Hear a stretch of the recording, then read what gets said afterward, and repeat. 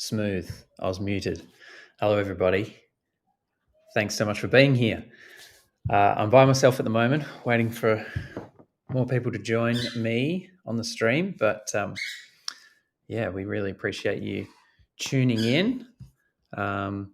We are going to be having a little bit of a talk about a few things that Sam's been wanting to get off his chest. He's been in the long slog of assembling these Pirate MIDI Bridge6 and Bridge4 and expression doublers and all sorts of things for a few weeks now. It's taken him longer than he'd hoped. He's come up against a lot of mass manufacturing problems that he hadn't expected or encountered with only a few prototypes, which he'd already assembled. So learning. But we are so close. Just last night I was up quite late getting all the shipping labels ready for Sam to just whack on the boxes so we can get them in the post tomorrow.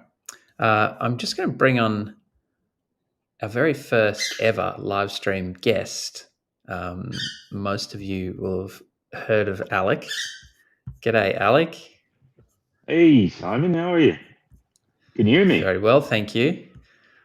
Yeah, I can hear you. It's perfect. Look, this is working very well. I just thought I'd bring Alec on the stream to fill in some time while Sam runs around and gets out of his pajamas. Evening, everyone. Because Alec is soon to be in possession of a Bridge4, and I woke up this morning to a bunch of messages. Alec has been brainstorming, so I just thought he might give a little bit of a rundown of what he's planning to do with the Bridge4, what he's going to control, because hopefully some of you on this stream have never even heard of Alec. Not hopefully, but it'd be. But yeah, Alec, go. Tell us what you're going to do. Right. Well, fortunately, I have an iController 4, a similar format pedal in which I've already done a lot of experiments. So my first test is going to be to replicate all of those settings for the Helix, for dual pedals, for triple pedals, for Quanta Loop, for OnSong. Yeah. Just copy them over straight away and get used to the actual interface. And beyond that, I'm really looking at the pairing of multiple controllers together. It's the Helix Stomp, which we work on all the time, has a MIDI interface in there. So I'm really looking at cascading signals from one to the other, taking the Bridge4 wireless, adding as many expression pedals to it as possible, and seeing how it handles it. Yeah, right. What do you use the expression pedals to control usually? Everything. I've got a big Helix upstairs. I use regular control voltage outs, which I'm interested to see if that's going to work or not out of the flexi ports. So that I can control a plethora, or I control the light pedal, the gauge or light pedal. Yeah. There's masses of stuff. But my main interest with that pedal is you've got an extremely bright OLED. And I'm looking to be able to take this outside and stay within the range of the widdies, about 90 odd feet. So I can have my entire rig upstairs and just that one tiny little pedal outside, or combine that with two pedals. So you've got everything you need at your feet and none of the bulk. Yeah. I had a realization when CME were releasing their pre-orders for the U-host. My mind just went, wait a minute, you can get an extra MIDI in and MIDI out with a U-host, and it doesn't have to be to a USB device. I just went, wait a minute, I knew this could happen, but this is awesome. Yeah, that's a really that's my first question is will the Bridge4 power a U-host directly without having to add external power? That would be great. Oh, I'm not sure about I believe that. it's a Type B USB device, so probably not, but no big deal. It'd be sticking a battery under the board and having a completely wireless MIDI board outside. Yeah, I would guess not, but Sam's about to jump on, and I'm sure he'll let us know. We haven't actually got a U-host yet to play around with, but looking forward to that. That'll be fun. Yeah, no, they're well cool. So the outboard, so MIDI controllable stuff, not MIDI controllers, the MIDI controllable stuff, what kind of things do you play around with? You mentioned the HX Stomp and the Helix and I the run, Plethora X5. yep, the Helix 4 as well, the big one upstairs, which ties everything together. Yeah. Stim 1 pedal, a guitar profiler, which is 100 guitars in one using sort of IR technology to replicate from one to the other. That's really cool. And the big problem I have is I use a ton of iPad apps. And this is really where the bridge comes in, is that you can string different signal routes to different outputs. And so you can get beyond the limit of 16 MIDI channels. I could have 32 channels, which would be perfect. Yeah, so exciting. I can see Sam just getting ready to hop in here. Give me a thumbs up when you're ready, Sam. And, all right, we're going to say hello to Sam. Hey, guys. Sorry I'm a little bit late. How are we? I was problem. messaging Alec earlier this morning after my delightful child decided to wake up at 4:30 for the 20th day in a row. And I was like, no, the stream's on in like 4 hours. No, we're good. And he was like, okay. So anyway, yeah. I know what's what. Anyway, it's Sunday morning here in rainy Australia, or at least my part. But yeah. Great. Well, we welcome. We were just having Alec tell us about what he's planning to do with the Bridge 4. Wow. Loads of stuff. Very good. I'm just going to bring the stream up on my computer so I can take a look at the comments. Yeah. Yeah. All right. Cool. Hello, everyone. Hope you're all doing well. Simon, can I add my computer in without it popping up in the actual stream, cameras? Yeah, it shouldn't pop up straight away. No. Okay, great. I just want to take a look at the. It should be automatically off. There we go. Okay. Cool. I can't. Oh, there we go. Sweet. So, welcome to the stream. We're a little bit unorganized this morning, so sorry about that. But Simon's fantastic, so thanks for holding the fort with Alec. Were you guys in the middle of something? What were you chatting about? We were. I'm just trying to I forget how this works. I'm just trying to make you main. There we go, like that. We were going through with some of the test scenarios that we're cooking up for the Bridge 4. Replicating other 4 type pedal controllers, mixing multiple controllers together, expanding your MIDI through the brains of the Helix. Pretty much trying to come up with all sorts of wireless options with the U-host to get a very small platform that's mobile downstairs to control the entire huge big rig upstairs. Yep, for sure. It's a good it's a good thing you mentioned that. We've got some interesting things sort of in the works that will tie right into that idea, which is gonna be a lot of fun. But so we wanted to do this stream to chat primarily about our first manufacturing experience. So as a brand and as a business, this has been our first attempt at manufacturing something in reasonable volume. We're not manufacturing a million of anything where you get really into the high volume manufacturing side of things. But doing 400 odd of anything is nothing to be sneezed at, sort of, no matter what the what the context is. And it's very, very different to assembling a single prototype, which is kind of what I wanted to talk about. And rather than I feel like a lot of Kickstarter, and in particular hardware manufacturers tend to kind of just not hide behind, but there's a lot of obscurity in terms of interacting with their community and looking at how things are made. And so I'm certainly not going to be going over electrical schematics or anything like that, but I wanted to just give everyone a bit of an inside view of I guess kind of how this current batch of Bridge6 and Bridge4s has been designed and constructed, and then some of the manufacturing difficulties that we faced along the way, as well as just a bit of the general journey, and talk about what sort of things went right, what things went wrong. This stream is called how not to manufacture a product, a little intentionally clickbaity, but also quite honest, because I want to talk about the things that we've learned that we will, possibly be doing differently, or things like that. Because that's something that I really want to do for this business, and sort of open up a bit of a behind the scenes for all of you. Listen to my brightness up a bit. So yeah, I've got a couple of little things to show you. So where is here. So this is a Bridge6. You guys have all seen this before, I would assume. Let me grab some power. This.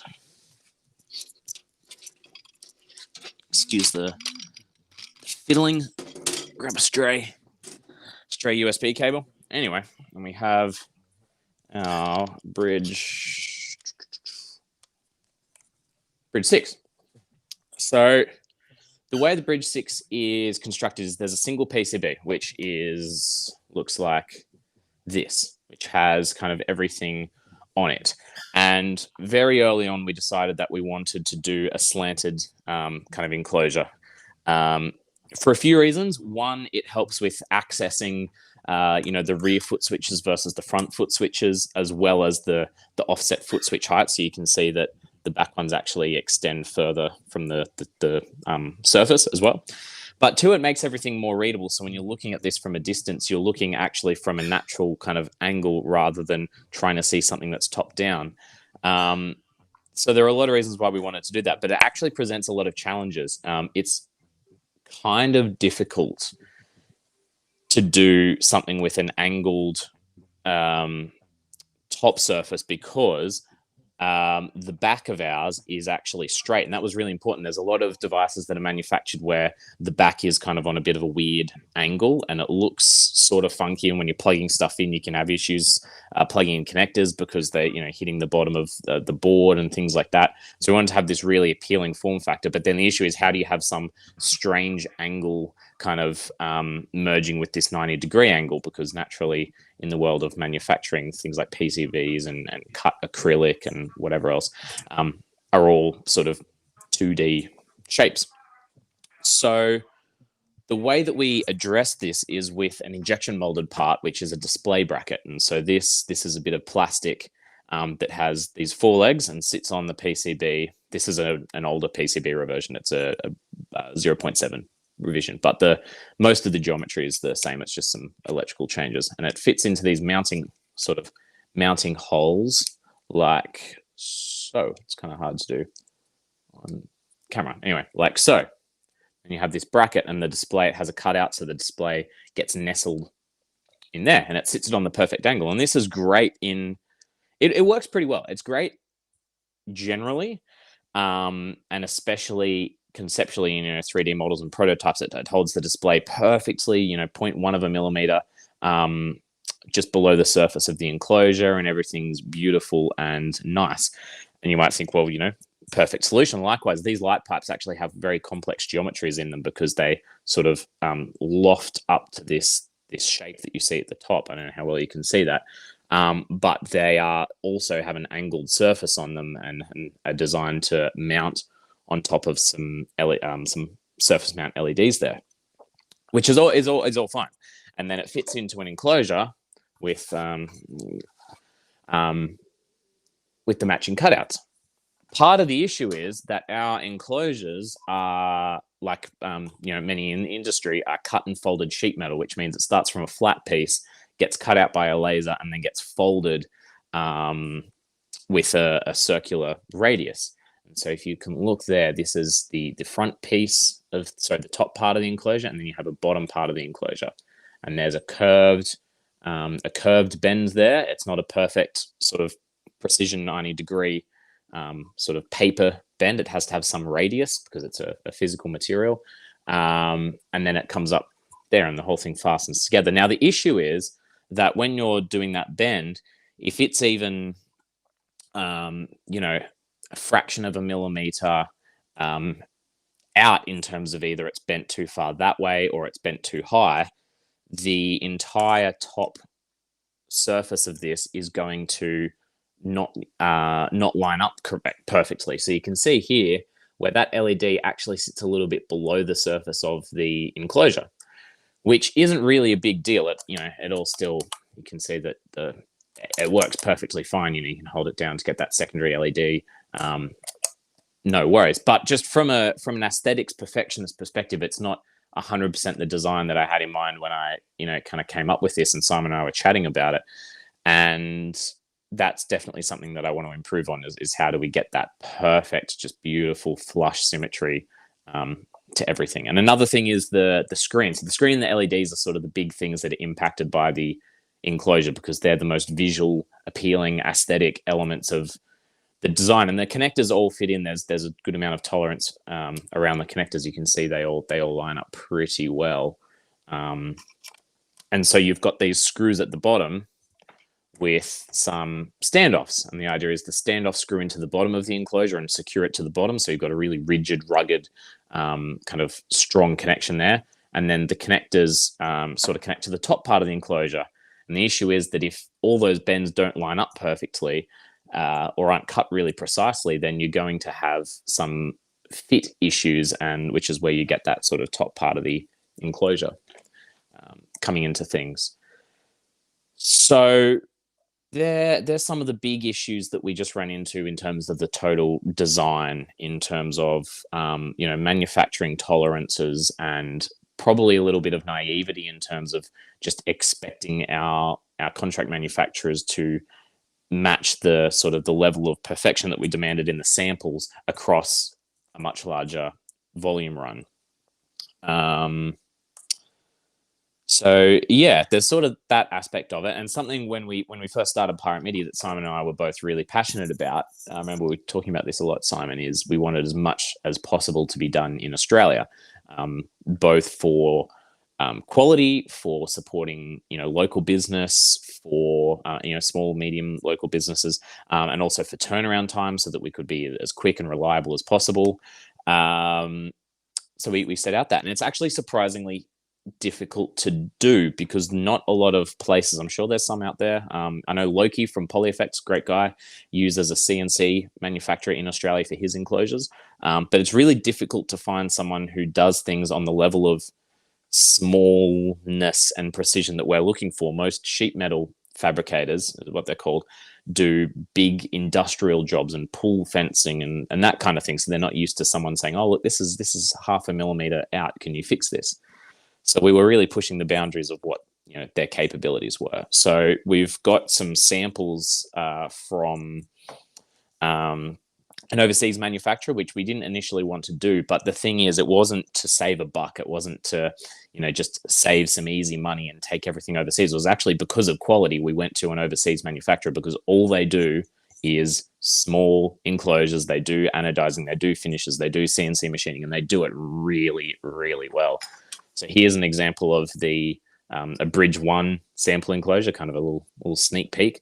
But these are the two sample pieces and this beautiful brushed black finish, and the fit of these two parts is just beautiful. It is just look at Alec. Look at Alec. He's just come awake looking at that Bridge1 enclosure. Yeah. So if you can see that, everything is just nice and even, and it is gorgeous. And we've got where did it go? We got a sample of, I'm not going to show you the actual product yet, but a sample of like a sandblasted black anodized finish, which just looks, it looks really spectacular, fingerprints aside, but they did a really, really good job. And yeah, so moving forward, we're going to be getting our enclosures from this overseas supplier, I think, because they just did a much better job. It's kind of sad. But one of the big issues in terms of anyone watching who's ordered a Bridge 4 or a Bridge 6 will most likely see on their units, which is really disappointing. But given the time frame and not wanting to hold up orders and it doesn't impact the functionality we sort of just lived with, is that there's this kind of strange speckling issue, which if you've done any miniature painting or things like that, it looks like overspray from white paint. I'll see if I can get it on camera here. I might not be able to very well with this one, but if you can see this, not great on my end, so we won't be able to see. give me a second. I'll find one that I know has sort of a bad issue. Yep. Yeah, no problem. Oh, sorry, Alec. Start again, Alec. I had me muted. Go again. You reckon there's a chance we'll have a little disco effect from this if there's any light leaking out from slight mismatches in the construction? Bonus. No, I don't think the light will leak out because the LEDs are enclosed entirely by the light pipe. So the LED sits there and the light pipe actually entirely encloses it and pipes that light out to the top. You might see a little tiny bit. It's not very bright. You might, if you look like around a jack, like the DC jack on the back, if there happens to be a small gap, you might be able to see LED in there, but it's not going to be like a beam of light firing out the back of your pedal or anything like that. No. So I'll try and capture this if I can. It's kind of difficult. Maybe from that angle you can see that there's some maybe not. Anyway, it's like this speckling where I don't know what they've done. Fortunately, the top surfaces of the enclosure all look pretty good. There's some that have some little, sort of just very surface level kind of very minor, like, little scratches or things, but they're actually have been anodized over, so you can't notice it until you get up close. But obviously we would like those not to be the case. But the bottom pieces, I think maybe they just didn't put as much attention to detail on these, and so when we got them back, and it's the thing you don't notice until you're assembling them all ready to go, and you guys are all waiting for your orders and we're trying to get them out, and it's really just, I guess, disheartening when you spend 2 years of your life designing something and your samples are perfect, your prototypes, everything's perfect, and you say, cool, I want this times 400, and they turn around and you get some that are beautiful and some that are slightly less beautiful. But that doesn't impact, the functionality at all. It's on that issue I'm talking about. It's on the sides of the enclosure. So when it's on a pedal board, you shouldn't really notice. It's not going to be really a deal breaker for anyone, I don't think. But if you didn't catch our post, then what we want to do is for you guys, rather than delay anyone's orders, because we certainly don't want to do that any more than they already have been, is we're going to offer everyone the chance, if you take a photo, we'll put some examples up in the Facebook group, but if you take a photo of your box when it first gets here, I'm not going to show off the box yet because I deliberately haven't showed the top of the box because it looks really cool and I want you guys to see it firsthand for the first time. Then you take a photo showing your bridge device in the box, like you just open up. Take a photo and post it in the groups that you're in or on your feed or anything like that. We'll shoot you a voucher to use on our store at any point on whatever you want. No expiry, anything like that.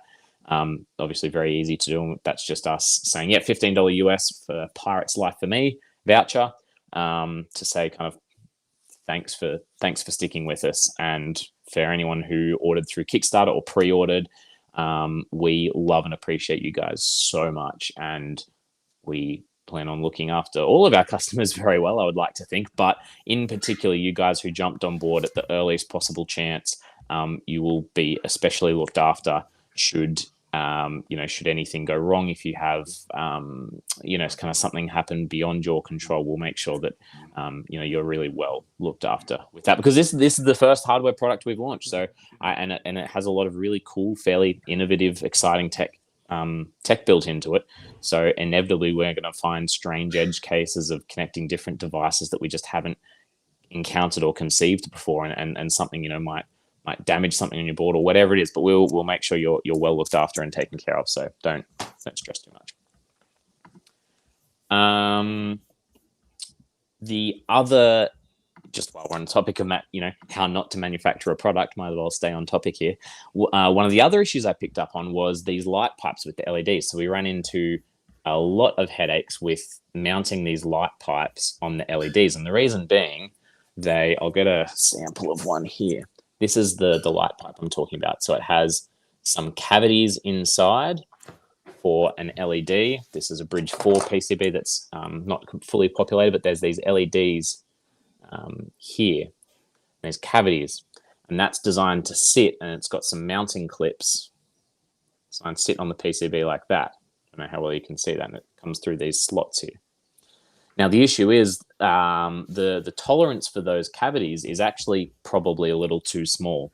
I probably designed that to be a little too much of a snug fit, because when you're attaching it to the board, it goes on an angle and then clips into place. And if the LED is even slightly, just misaligned by a fraction of a millimeter, which is very normal in a PCB manufacturing process, it can actually sort of put stress on the LED and pull it up and damage the part. And then I have to go in and by hand fix that up, which I've done on quite a lot of these. Probably half of the Bridge devices have LEDs where I've gone by hand and manually sort of made sure that they're okay. So for the future runs, we'll be using slightly smaller LEDs so that we can keep using this same injection molded part. It won't affect the brightness or anything like that. It'll still look really nice. It'll just mean that we can avoid that particular issue. And these are just the things where when you're assembling something by hand as a prototype, it's all fine and dandy. But when you're trying to, pump out a whole production run, you start noticing these issues a lot more. So yeah. So it's worth mentioning that those kinds of problems where you've had to manually go and like test and check and even like replace LEDs, resolder them by hand, like that's one of the factors in the extended assembly time. It's taken us so long to get these shipped out. Yeah, absolutely. So that was a big issue where, and there's still some that aren't quite boxed up that I'm just putting the final touches on now. Where you box everything up and you find that this light pipe has caused some damage to one of those LEDs in the assembly process, and then you've got to take everything apart, fix that one board, and you imagine you're doing that for 50, 60, 70, however many. It takes a really long time, and it takes a fair amount of technical expertise to do that repair, because it requires a fairly intimate knowledge of the PCB layout and things like that, which I have sort of single-handedly done. So it's not something you can easily offload to someone else to help parallelize that task. So but that's kind of most of the manufacturing stuff I wanted to talk about. We're switching suppliers for the enclosures. I've got some samples. I'll show you off some really cool stuff a little bit later. One of the things we are planning on changing for the Bridge 6 is actually the screen that we use. So we've got this is the 3.6 inch OLED screen in the mounting bracket that we use on the Bridge 6. And the Bridge 4 uses a slightly smaller, let me get it here, a slightly smaller screen that is 3.2 inches, still OLED, the same resolution screen there. This is just a test sort of platform for prototyping and whatnot. And we're actually probably going to move all of the Bridge 6s to the same screen we use on the Bridge 4, even though it is just slightly smaller. The reason being, it's actually a better quality screen. The 3.6s are still really nice. They look beautiful. But they've got a glossy glass on them, which is fine until you're at a gig and there's bright lights and you're getting all sorts of reflections. Whereas the Bridge 4, I'll take the sort of the screen protector off. It has this really gorgeous, like matte, anti-reflective finish on it, which just looks so nice. And it's actually a lot easier to get a hold of in the current kind of supply chain times. So it's going to help prevent any further manufacturing delays. So we're probably going to move over to that screen for both the Bridge 6 and the Bridge 4, because it's a better result in the end. But having said that, these 3.6 inch screens in the current Bridge 6 still look gorgeous. They're really, really nice, crisp OLED screens. So you won't have any worries there. But yeah, I think that's everything in terms of kind of current Bridge manufacturing. Simon, unless I missed anything, once we've got all this batch out, we're going to be just looking at, some redesign things to make the assembly easier, make them, address all of those issues as we go. So, yeah. Now we need the little workshop tour. Is that possible, or is your camera too hooked up? Oh, no, it's fine. It's just on my phone. It's just everything's such a hot mess right now while we're shipping stuff out that it's kind of hard to show some stuff off. What I will show, it's something Where's the massive very pile? Exciting. Where's the massive pile of boxes? Oh, it's out there in a different room. Just hang on a sec. All right. Okay.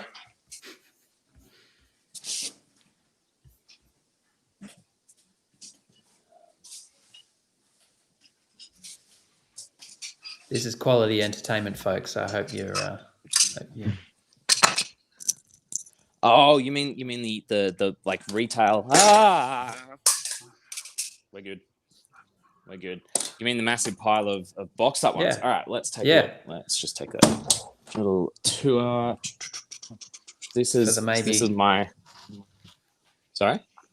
Oh, I was going to say, for the maybe one person who thinks we're swindlers who are going to run away with their Kickstarter money. Oh yeah, I do love these. So I mean, it's considerably smaller because a lot of them are packed up in shipping boxes, which I would assume is a good thing for you guys. But this is my wife's sewing room, and it just has a very nice big table for that's a good height for this sort of stuff. So there's a big pile of Bridge 6s and 4s boxed up there. A lot of them are in their shipping boxes already. Kind of take a look around there. It's quite dark in here, sorry, but so that's sort of the current stack of ones still to go in shipping boxes. There's a few more in the other room here, but yeah. One thing I forgot about is we actually I don't know whether we oversold or underbought on enclosures very slightly, but basically we needed just 1 or 2 extra Bridge6 enclosures, and so we decided to give our new, get some in our sample run from the new enclosure supply, and they've got a different finish. So if we compare, this is the current Bridge6 finish. It's sort of a brushed aluminium. It looks really nice, and we're going to keep doing the brushed aluminium because it looks really good finish. But this is just a finish we wanted to try, and so we'll send a couple of units out in this. So if you get one of these, this is like the rare golden goose. There's probably 5 units that we'll ever make that will have this kind of configuration in them, but it's this black sandblasted kind of slightly textured, trying to catch the light on it, slightly textured finish that looks kind of way better than I think it's going to come across on camera, but it's really sick. It's like this kind of cool shiny black, like it looks really cool. So if you get one of those, they'll kind of just be sent out at random. Then you've kind of got an odd duck on your hands. So enjoy. Yeah, you can sell that for $900 one day. It'll sound better. It'll have the magic mojo. Magic mojo. Yeah. I think that's actually all the kind of current manufacturing stuff I wanted to chat through. There's some other things like I want to show off the tri-switch a little. But did you have anything you wanted to mention, Simon? No. I think we've pretty much covered everything there. I think from most of the people watching perspective, they wanted to see that glimpse of all the shipping boxes to know that it's happening. So yeah. It's so close. No doubt. How not to logistics a product from my end, because Sam does everything manual and I do everything digital.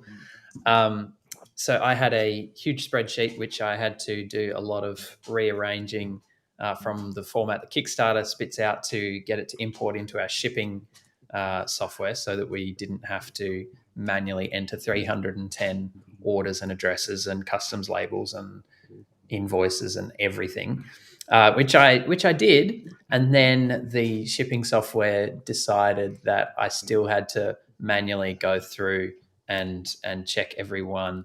And then sometimes when I click buy the shipping label, it would buy 2 of them. So I now have to manually go through and refund press the refund button for a bunch of orders. And also, what was the other thing, Sam? Oh yeah, and my card got blocked because for some reason they charge every single shipping label individually. So my bank was like, 157 transactions from the one carrier in like an hour. That's not okay. So I was on the phone to the bank twice yesterday to get my card unblocked. And but yeah, we're getting there. And also some of the shipping labels have suddenly decided to be twice the size of our label printer. So we have to manually print some of them out for some countries and cut them in half with scissors and tape them on a box. Like, that is just the most time intensive rubbish ever. So yeah, that's been really frustrating after so much work making sure the spreadsheet was going to import perfectly. But yeah, Sam now has in his possession 137 ready to go shipping labels, and I'll finish the rest of them off today. If you're not aware, our national postage service, Australia Post, is just a nightmare in general. They are notorious for just, they'll leave things, say they've left it in a safe place if you're not at home, but actually they've just left it like almost on the street sometimes. There's just crazy delays going on. Their customer service, if you have a problem with like their shipping API, is just atrocious. All sorts of stuff. So it's felt like we're at the last step and there's still this hurdle that just really shouldn't be there. It has no right to be an issue, but it is. So it is what it is. But yeah, Simon's been doing a great job with that. He does spreadsheet number entry and I just make things and and yeah.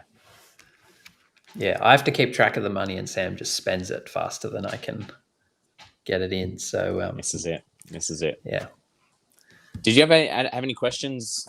Thanks to our guest host here, Alec. Did you have any questions about any of that, or anything you want to kind of comment on? For sure. As people want to start contributing ideas, as these roll out and we start then giving you feedback, what's the best way to do that?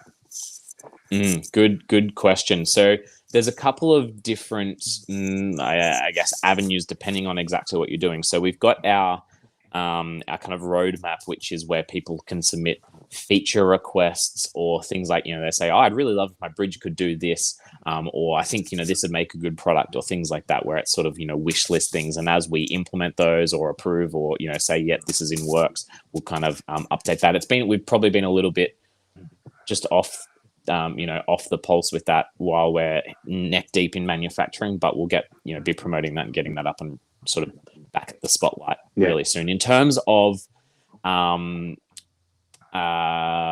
example, like bug reports, because, this is the thing to remember is this is launch firmware. And whilst we've done a lot of testing ourselves, we're never going to put it through as much stuff, just Simon and I, and then Alec, when he gets his, as, our entire community will. So people are going to find bugs. That's the nature of it. Yeah, it'll be, I've put together some release documentation, which for this one is very short. It just sort of says a couple of the known issues. But as people report bugs, we'll update that known issue list. We plan to roll out a firmware update, probably I'd say in a couple of weeks. Well, I kind of want to wait until everyone's had a bit of time with them and we can start compiling together some issues that people have found and do a fix that, push a release that fixes that, rather than every couple of days fixing one thing and then another thing, actually just kind of getting those done in one go. But you can, I think Simon will post a link maybe on the group, and it's already been posted perhaps, but there's a form you can fill out if you come across an issue where you can just type the details and then we'll get that and we can see the issue you're having. And if you need to contact us for support, you're welcome to do that. Otherwise, if you just let us know, oh, I'm having this issue, chances are someone else probably will, so we can be aware of it and fix that. Quick. Do you want like rolling topics or chats within the group that can deal with this? Because we find a lot of the time there's a slight hump to get over, getting used to the graphical layout, and that can usually be discussed amongst users, and we cross-train one another. Yeah, that's totally what the group's for. Yeah. That's if what the we get group's stuck, for then sure. we should come. Yeah, and I think our vision for, say something like a Facebook group where it's a bit of almost a Wild West sometimes in terms of opinions and ideas is, when it's you're someone saying, oh, I want to do this, I can't quite figure it out, can someone help me? That's a great place for that kind of discussion. But we don't really have it set up yet because it's just another thing to do. But what I'd really love to do is have a forum embedded directly on our site for troubleshooting and bug fixes. So someone can post a topic saying, I found this bug, people can comment, yeah, I've got this too, and then we can be interactive there rather than people having to rely on having Facebook for that sort of stuff, because I get not everyone has it, and that's totally fine. We were tossing up between, GitHub has a really good sort of forum type thing for that, but you have to make an account with that. So we're exploring some different options, in particular for that bug reporting type stuff, and we'll see what works best for the majority of people. So currently the bug reporting format is a form submission on a website, which just sends it through to our private GitHub issues tracking thing, and we will just sort of filter them from there. If we get duplicates, we'll just kind of combine the information, and I can do that, and we can turn it into our own language that we use to make sure that it's all consistent, that kind of thing, because people are going to word stuff differently. And next to that form on the left, there's a little list of the current known issues, which you can just check. Do you want to bring that up, Simon? Something. Could you bring that up on your screen and show? I can actually. The long term, not the long term, because it's not really a big long term thing. But the goal is to have what I'd really love to do is have an embedded forum directly on our website that you can just kind of go in and configure it so that the account that you might want to set up and use for the app is the same account for the website and things like that, and it's all just kind of unified. But doing things like that actually does take a fair amount of development time, because it's quite easy to do as a prototype, but it's very hard to just make sure everything's secure. All your details and login credentials are handled properly, and you don't want to sort of half-ass something like that. Yeah, that's right. So this is a separate website for support and learning and that kind of thing. So basically, this is a glorified giant blog, which is going to have a bunch of things added to it over time. We have right on the homepage here a search thing, so you can just search for any blog post we might have on your particular gear or your particular issue, if there are some really common issues, things like that. I've got here the download app button and the bug report button and the user manuals button. So just 3 things that lots of people will want when they come to our learning or support site, and those are just what you want straight away. So you just click on bug report, and here you go. You've got your form on the right here, asking for a short description, which device the bug is on, your email address, so we can contact you about more details if we need, and then description. Then over on the left here, you see this list of current known issues, which device they affect, and a short description and the date as well. So this is a dynamic list. We can tick things off one at a time, just remove and add issues as we need to.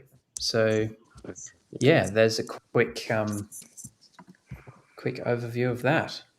Yeah, really quickly, for some reason, some messages didn't pop up in the restream. Michael, we didn't misspell center at all. You got your American spelling mouth. Thank you very much. Sorry. So hi, Pavel and Manu. So sorry, we missed you guys, and Jose. But for some reason the messages didn't come through. But you guys are awesome. Thanks for tuning in. But yeah, the Learn site's really cool. Simon's done a great job of this, and it's the manuals are hosted there, blog posts. We're going to be doing a video series, which is sort of like the manual, but in video format. So for every topic in the manual, how you might want to do something, there'll be a little short format video that you can follow along with if that's how you learn best as well. And then really soon we're going to be doing lots of video content, so showing off just fun tips and tricks with different gear. That's not how-to as such. It's just more inspiration of things that you might want to do with your Bridge device. So yeah, that's really, really cool. Simon, can you scroll back up to the known issues for a sec? I just want to touch on those. Oh, sure. Because people, I think sorry, it's a little bit delayed on my computer for the actual screen here. So just give me a second while that pops up. Change log. But yeah, so there's 3 main known issues at the moment. There's a few others that I sort of forgot to put on there. So which one I probably should add. But in here, you've got pressing multiple switches in the menu navigation can sometimes trigger incorrectly.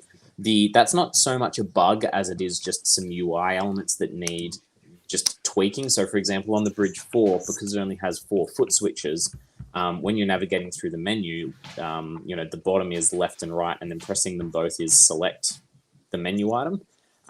And just the way that code is currently running, if they're not both pressed actually at the same time, there's no kind of allowance for that time. So sometimes it'll trigger a left-right kind of double punch. It's not so much a bug, as I says, as just allowing for people not pressing them very precisely. So we'll add on that. The delay messages, There's just a little bug in the firmware that we didn't get time to squash while we were trying to do the assembly, in that you can add the custom delay messages to the message stack, which if you're not aware, allows you to basically halt. It's like a gatekeeper on one of the MIDI outputs, and it's unique per MIDI output, which is really nice, not just a global delay, but it halts messages for a certain period of time before sending the ones that come after it. So if you're sending a program change out to a Helix or something like that, where you're changing presets, you might want to wait for, I don't know, let's say 100 milliseconds or whatever it is, because some devices won't actually respond to incoming messages while they're doing some sort of preset changeover like that. So you can also do really creative and cool, stuttery effects with that delay. But yeah, there's just a slight issue where that's not, it's not actually halting the messages correctly. So that's something that it's a fairly quick fix. And in the next firmware release, we'll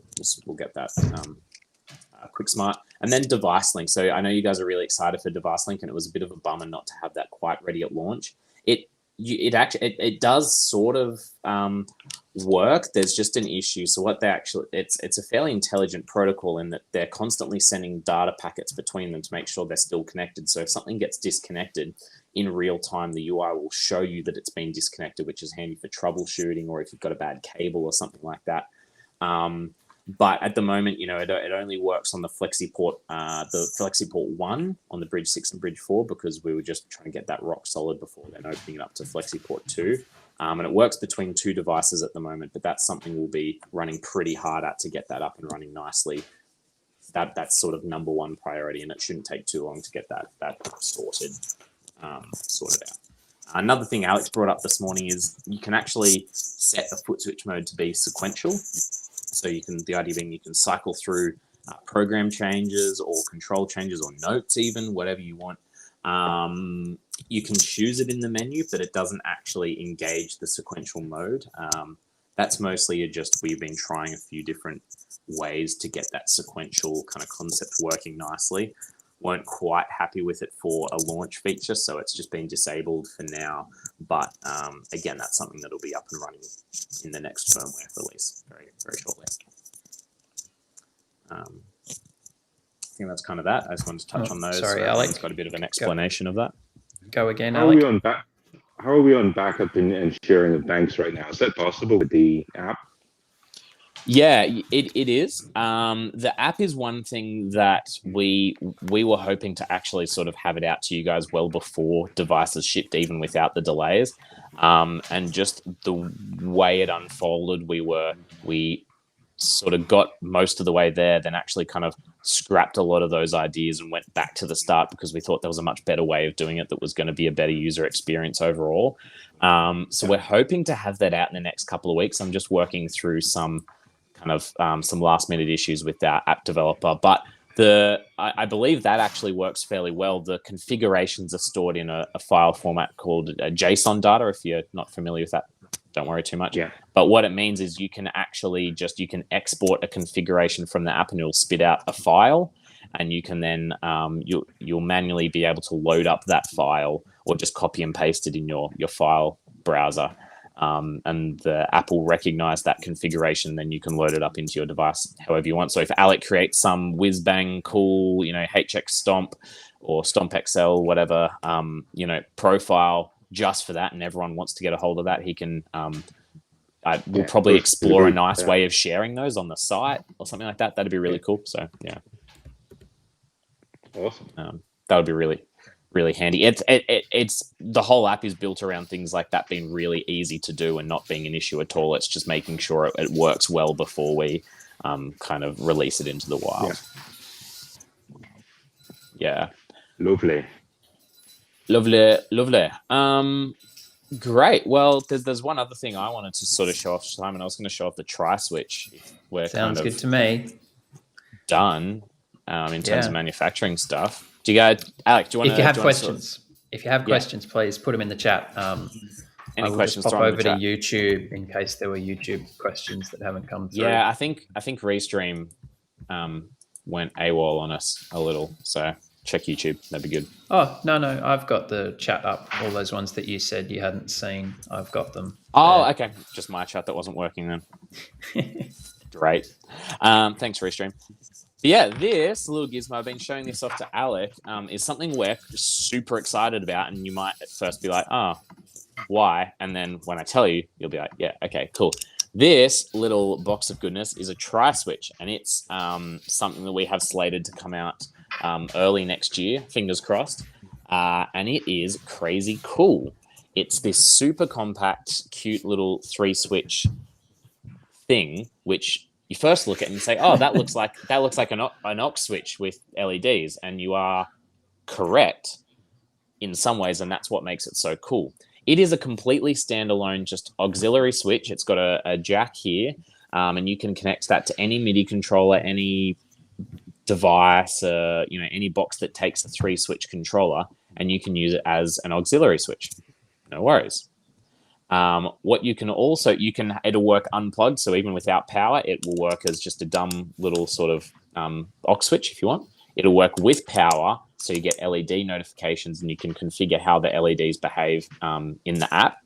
It is also a fully functional standalone MIDI controller, so you get USB-C, you get DC power, you get a dedicated MIDI output as well, and not with quite the same power and capability of a Bridge device, but you can load up MIDI messages on this and use it as a fully fledged standalone MIDI controller, whilst at the same time using it as an aux switch. So you can have this connected to one device that just wants an auxiliary switch. Then you can have the MIDI output connected to another device, and both the auxiliary switching and MIDI message sending will work simultaneously, no worries at all.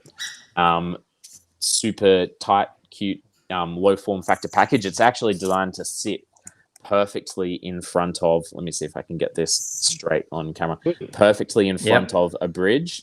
I think there we go. So that it's the exact same angle of the enclosure. The height matches up beautifully. I'll take the power out so you can see it a little bit better. This is really hard because the camera's mirrored. I think that gets the message across. It's gorgeous, and we are hoping, it might vary a little bit, so don't take this quite as gospel, but we're hoping to have that out for the $99 US dollar price point where, if you need just a killer quality aux switch, you might want some LEDs.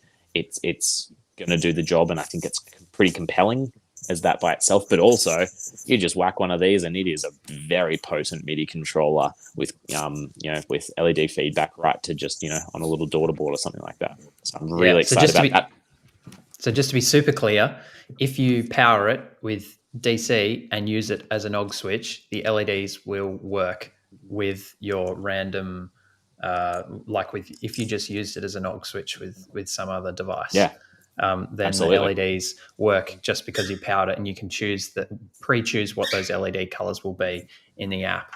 Or whether they're momentary or latching like they're configured now. It's very awesome. Yeah. They're LEDs. And it says USB in? Yeah, it's got USB-C, which is both power and MIDI in out. Just the same as the Bridge. Dedicated MIDI output. DC power, and then this expression output. Yeah. So you can network two of those into a Bridge6 and use all of the strange double tap behaviors with that. Let me show you something cool. Yes. Stuff that drives me mad is the double tap hold and where is it now? So you just take two of those and stick them side by side, and you've extended a Bridge6 into a Bridge12. Exactly right. Simon, you chat while I do something. I'm going to show you guys something really cool for a second. Yeah, one of the things we're really excited about this product particularly is the much broader appeal. So these small MIDI controllers, even just simple ones like Robbie's Pilot is a really good example. Just a small form factor switch that can just do a few things. You don't need it to be the Rolls Royce of MIDI controllers, but having those LEDs is just something that we haven't really seen before, and it seems to be something like it's the simplest thing, but it seems to be something that we're making our brand around. Like people like us because we have LEDs. Like what decade are we in? I don't really understand that, but it's pretty awesome. So one of the things that I can see this being used for is for those really simple setups, like a worship leader using song sheets on an iPad and just connecting it USB into your iPad and just changing your sheet music. Like you're just an acoustic guitarist. You just buy this $99 switch, hook it up to OnSong, and you're just using to control OnSong. You're not doing anything audio with it. So it's heaps more applications for something like this. I can actually go one better than that in terms of really nifty applications. You've got a fairly small compact board. You've got a couple of things on there. You've got a device that can be controlled via an aux switch, but you also want some MIDI functionality. You want to buy 2 boxes. So you use this to control your, let's say, a timeline, just maybe opening up some extra switches. You have one of them dedicated to being a tap tempo MIDI clock, and you have another one dedicated to scrolling through your presets for a set list at a pub where you just want a tiny fly rig board. You want something cheap, cheerful, super rugged that's going to last, and is, isn't as big, is a bit cheaper, but still gives you a ton of power and flexibility.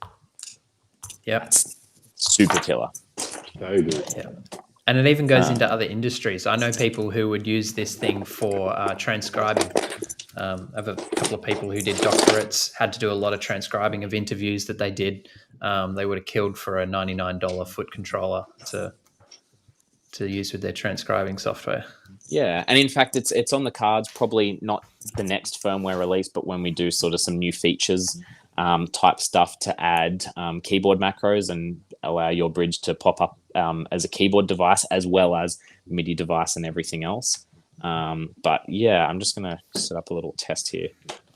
Sorry, Simon, keep having a dribble and yarn. It's all good. We are planning as soon as we've shipped the first lot of these controllers to open up pre-orders for an April 2022 Bridge6 and Bridge4 run. So we will be starting to promote that pretty soon. We were able to secure 500 microcontrollers that are appropriate for the tri-switch and 1,000 microcontrollers for the Bridge6 and the Bridge4. Like, that was crazy. Yeah. And a small miracle again that they just happened to be available and stayed there long enough until we raised the cash to buy them. But we now have they arrived yet, Sam? Yeah, I've got a box sitting up there, but it's under some stuff. I think you probably understated that whole point just there. It's amazing. If we hadn't been able to do it, next year would be a shambles. But now we can just get cracking as soon as possible. To give you a summary, we secured enough of the critical components to secure manufacturing of both Bridge6, Bridge4, and the new devices we plan on releasing next year for the entire next 12 months. That's secured, locked in, ready to go, which is crazy in this current time of, new products being cancelled and put on hold and things like that. So that's really cool. But I'm just going to show you something that I think is kind of snazzy. I'm just going to try and switch over to my front-facing camera here. Sorry, my rear-facing camera. Just show you something where this tri-switch is really going to shine. Let me bring this over here. So we've got a Bridge6 here. And you'll notice this little menu kind of UI here. So when you can... Is that going to show up? There we go. I was just going to get the full width of the camera, cut it off a little bit. That's in landscape. That's kind of annoying. Let me sort of pivot it. I just want to try and get everything in the shot. So anyway... It's not rotating. I'm moving it myself. Oh, right, okay. Don't worry. So anyway, when you configure one of the flexi ports as an aux switch in, you get this really nice kind of triple circle user interface element, which actually matches the LED assignment and configuration here. So they're designed to work perfectly together. So when I hold this switch here, you can see when I'm holding it, you get instant feedback on the UI there. So even if your aux switch doesn't have LEDs or something like that, you get real-time feedback of what's going on with the switches. And that actually perfectly marries up with your tri-switch. So that's just a single TRS, which is something I'm really excited about, and that kind of, just expanding functionality. You'll have one of them? Two. That's brilliant. It's very cool. I'm really excited about that. And actually, I haven't even told Simon about this. So sorry, Simon, if you think this is a bad idea. This is just normal. This is just normal. Sam announces things in the group, and I'm like, wow, that's awesome. Sorry. So, and I'm still musing about this. Don't worry, this isn't set in stone. I know people just freak out and lose their mind when we talk about new things without their consent. But you'll see there's a 3.5 millimeter jack here. What I actually want to do is use a double stack kind of jack. So there's a second one below there for a second MIDI output that can also work as a device link port. So it won't be a full flexi port where you can do expression and things like that, but it will be a device link port. Now, why this is cool versus just MIDI or just an aux switch is you could connect this to a flexi port in device link mode on your bridge and actually have bidirectional communication. Why that is cool is you could set one of these to be a tap tempo controller with the LED flashing perfectly in sync, have your BPM readout on your screen, and then if you get external clock changes come in that you might want to sync that MIDI clock to, then it will update in real time the flashing LED on here so everything is beautifully in sync. Or if you bank up on one device, it banks up on everything. So you get that bidirectional communication with just a single TRS cable. So having a second little 3.5 mil jack for there doesn't take up any more back panel space is something that I'm kind of really jazzed about. And also, if you don't want to use that, then you just get a second MIDI output without having to use a splitter. So, bueno. Yeah, it's great. I want to do that. Yeah, and we just want to put device link on as much of our stuff as possible. The idea is any sort of MIDI digital device will have, flexi ports or at the very least a device link port so you can connect them all up and away you go. Yeah.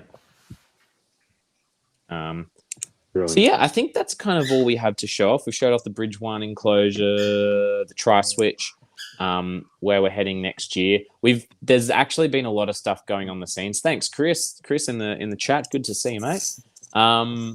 We've held off on announcing a lot of the stuff we've been working on because we've been focusing so much on this assembly process. I don't think you guys maybe quite get how hectic it's been. Simon, I'm really sorry if I'm about to put my foot in it and this isn't like a live stream announceable thing, but if you don't know, Simon and his wife just welcomes their third baby into the world like a week and a half ago. Yeah, 9 days ago. 9 days ago, which is just wild. So exciting. A little fresh baby that makes me clucky. So that's crazy. On top of that, we're doing I think the last 4 weeks have been 14-hour days, 6 days a week, to try and get everything done, just overcoming those obstacles and issues that we were talking about earlier in the stream, if you missed that.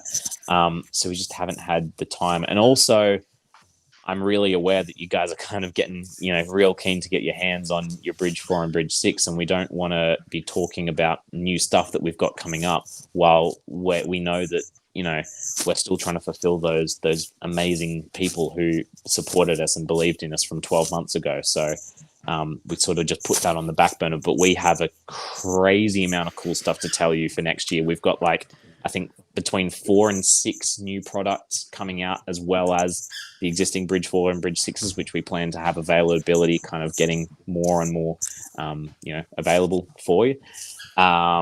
We've got some pretty cool news that we probably can't talk about yet in terms of bringing some more manufacturing stuff actually in-house to reduce lead times, get those new products out the door faster. So in the next couple of weeks, once this assembly mayhem calms down, expect lots of that stuff. Next year is going to be really, really exciting. And I'm really, really flipping excited to see where it goes. Yeah, it's very exciting.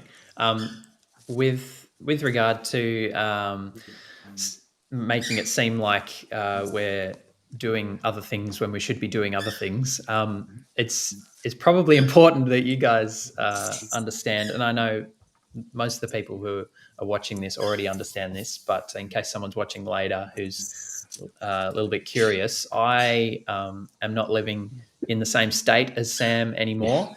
And so I do all the digital stuff. I respond to 90%, maybe 95% of social media stuff, emails. Just to clarify, Simon, digital in terms of like emails and whatnot, not digital firmware things. No, You don't Sam does engineering and hardware stuff. I do social media customer. and bookkeeping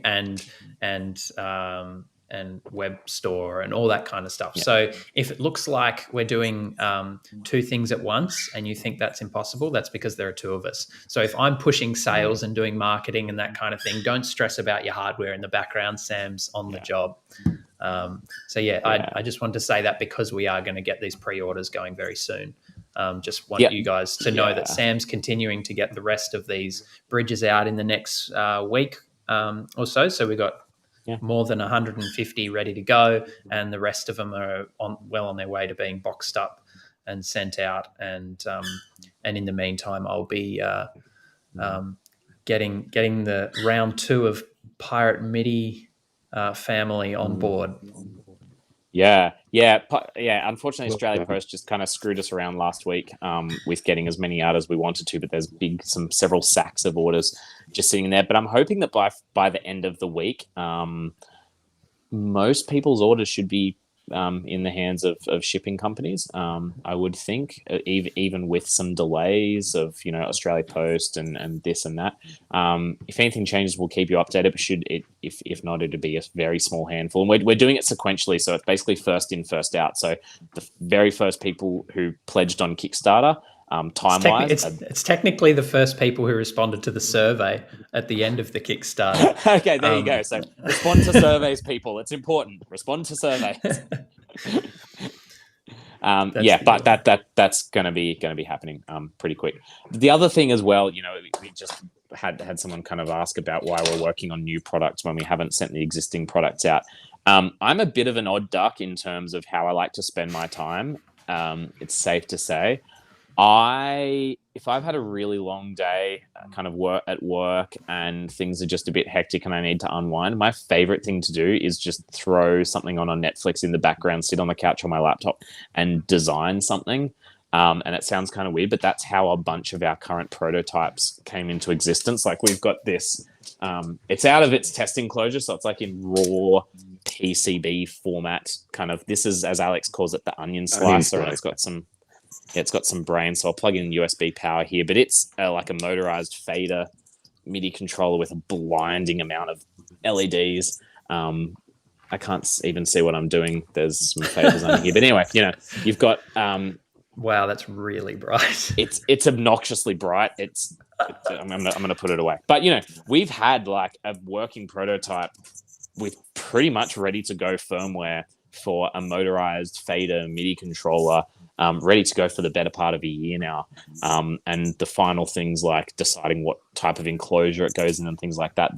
That's the stuff that actually takes a bit of time because you need to sort out your physical manufacturing, where I just like creating cool things that I would want on my pedal board or my synth stand or, in my little studio that I would want. And then just seeing if anyone else would kind of like that. And so for me, just designing stuff like that, that's the way that I chill out and relax. And so if you're wondering why we're just posting new stuff, that's kind of why. So Johan, you said, I hope future firmware updates also don't suffer from new product development.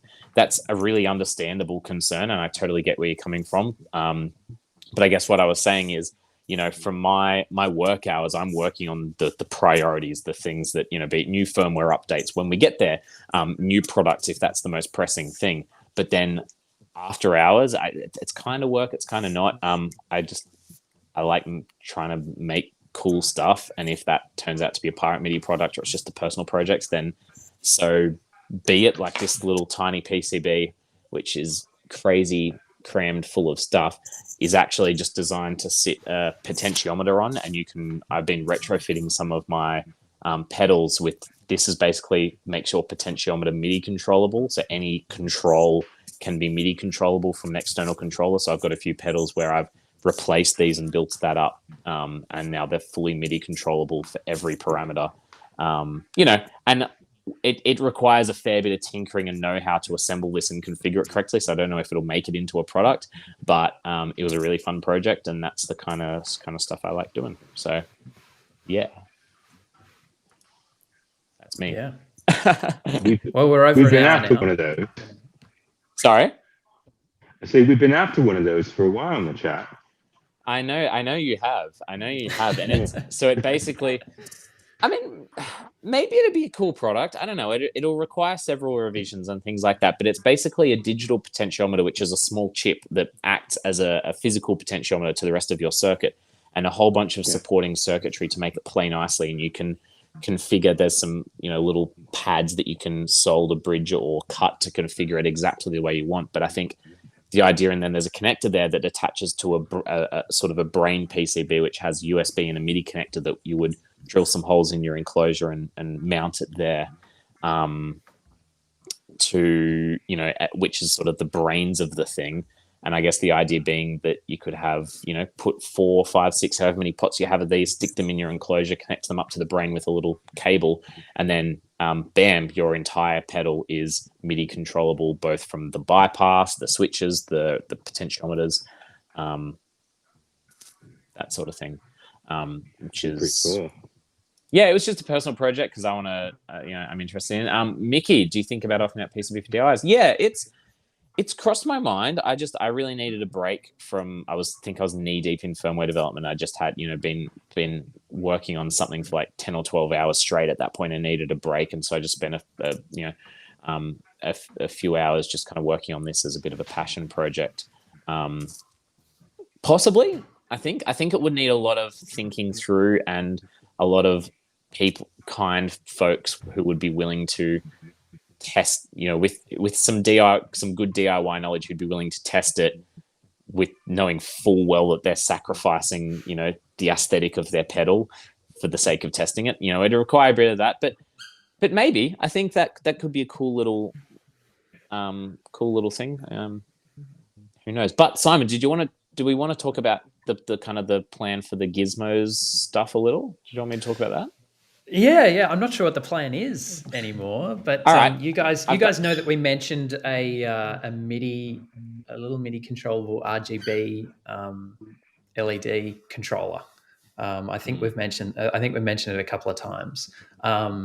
Basically, at the point where we had kind of got a first prototype and looking at planning how to roll it out, it was looking like it wasn't really the right time for us to do that. But yeah, it's a pretty cool little product. What are your thoughts, Sam? What have you been thinking? Yeah, and there's I've got handfuls of prototypes of just little kind of cool gizmos and gadgets. But the thing you're calling the line gizmos, and the idea is that we have our main product line of bridges and flexi hubs, and when we get there and everything else that's they're the like ready to rock and roll stage quality professional MIDI controller stuff. And then we sort of have this separate little almost sub brand called Gizmos, where it's leaning more into the DIY type of thing. And we made a post about this a little while ago where I asked who'd be interested in, watching a video where I design something from scratch. I do the PCB design, the schematic, the 3D modeling. I do it all from scratch, and you can follow along, and maybe we release a little open source DIY product out of it. And the more I think about it, the more that's something I really want to do, and I think has a lot of intrinsic value to Pirate Media as a business, because we are a business. If Simon and I want to eat, we need to be making money. We're not out to make bucket loads of money, but we are out to support our families. It's a business. But also it needs to offer value to you as a customer, because if it doesn't offer value to you, then it could be really cool, but it doesn't serve any point.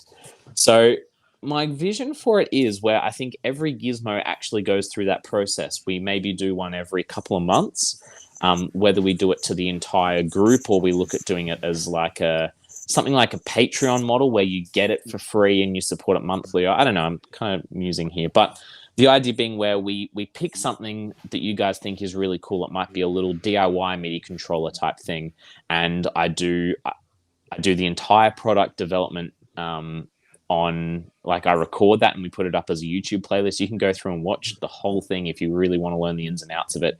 And at the end of that, we've made a cool thing. We've made an RGB, LED MIDI controllable unit. We've made some boards that you can retrofit your existing pedals with to be MIDI controllable. We make these things, and you can either take the open source designs, and if you are so minded and want to save a few cents, you could get it manufactured yourself and troubleshoot and work through it, or we would offer it as something ready to go. You can order it like you would any other product, but they would require some DIY know-how.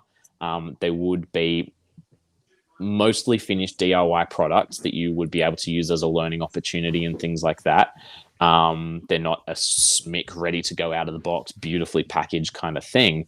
But I don't know, that's exactly the kind of thing where me 10 years ago getting into this, I would have loved something like that to be part of that community. And maybe we could have a small Patreon or something where everyone gets to basically vote and decide what they want. And maybe every couple of months we pick the top votes and you guys get to decide what we make. Something like that. That could be really cool. It's something we're thinking about. It's definitely not going to be in the next couple of, next month or two. I do want to try and just get one done as a bit of a tester. And I was hoping to release it over Christmas. I probably won't make it in time just by the time I get the PCBs back from overseas shipping. But, I think we'll probably do one, see how it goes and open it up to you guys. And if it's something that you guys feel like is really valuable and there's enough interest, then we could probably make that a thing. That's where I see the gizmos going. So we'll work out a handful of, entries into that line and then go from there. What do you think, Alec? Is that the kind of thing maybe you'd be interested in getting your hands on if you wanted to learn that thing? We'd go through the hardware development, writing firmware from scratch, walk you guys through it so you've got a guide to fully follow along, or you can just take some of that knowledge and, maybe the PCB and make your own thing, spin off something cool out of it. We've got loads of people in our groups that are doing this. So yeah, I think that would really have a good place. Yeah. And with the idea that, it's kind of if you want to build something like that, this is making it easier. It still requires some DIY know-how, but at least you've got, if you follow the instructions, you get something that works and is really cool, and then you can use that and build off it and add your own flavor and things like that. Yeah. Yeah. Cool. Yeah, sounds good. So yeah, if that's something you guys want, just shoot us messages. It really helps us if you just out of the blue say, I really want this to be a thing, and you shoot us a message or post it in the group.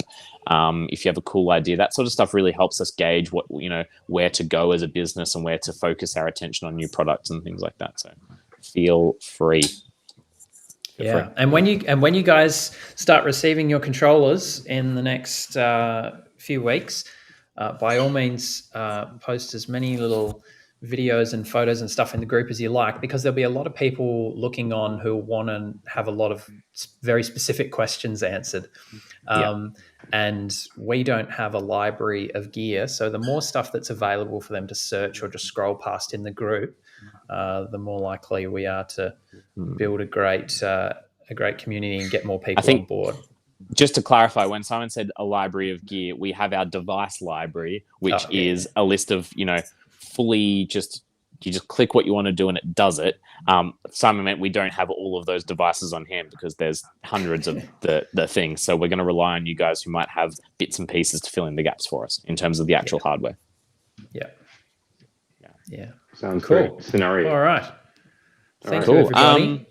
We're probably I guess wrap it just up to now. tie off, if you've just joined at the end, question just came through, Johan. Johan, I hope I'm pronouncing your name correctly. Sorry, Australians just butcher anything that isn't John. Could a gizmo have a user? I'm going to sign off. Yeah. Thanks, See you, Alex. It's so good to talk to you, mate. I'll be in touch. Take care. And you. See ya. Much love. Could a gizmo have a user programmable firmware? I can barely solder, but being able to add features to a small existing device would be extraordinary. Yeah, 100%. That's the plan. That's the plan. So let's take a one device which I kind of wanted to do as a bit of a testing would be like a 3-foot switch sort of MIDI bypass looper where you get 3 relay channels. You can do some basic MIDI stuff with it. You can control some bypass loops.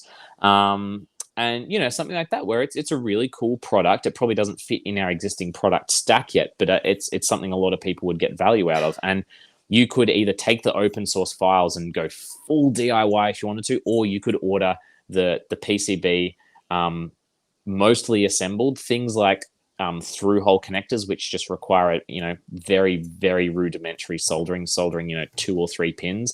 You'd probably need to do, but you could order a mostly assembled PCB and then take our example firmware, or just write your own, do whatever you want. Up to upload your own firmware to it as you would. That's 100% the vision for that. Yeah. You can just follow the instructions and get a cookie cutter device that does things and is really cool, or you can do whatever you want. It's the Wild West. Yeah. Figure out how we build the little bypass looper and then add 12 more loops to it. Yeah. Good luck. Totally. Yeah.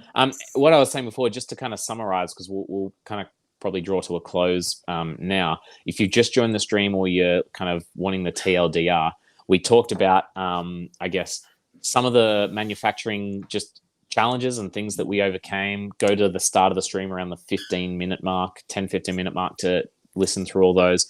We just looked at the roadmap of for next year, showed off this super cool little thing. Find that. It's very cool. And yeah, the takeaway message is that this is our first time doing this. Like, it's our first product for Pirate MIDI. And so we've learned a ton already just in this first manufacturing process, things that we want to improve upon. We want to change for next time to make it even faster to develop and assemble. But yeah, there's going to be things that that we need to improve upon, be it firmware. You guys are going to find all sorts of firmware bugs, no doubt, that we'll fix and patch. We want to be really responsive. We're going to be releasing new features really quickly, try and be on the pulse with that. There might be some weird little hardware bug that we didn't catch. And the message is that if you have supported us in this crazy early stage where it was basically a leap of faith, you'll be taken care of. Please do not worry. We're going to be, we're not going anywhere soon. We plan to be in this for the long haul, and we're really excited to see where this goes. Exactly.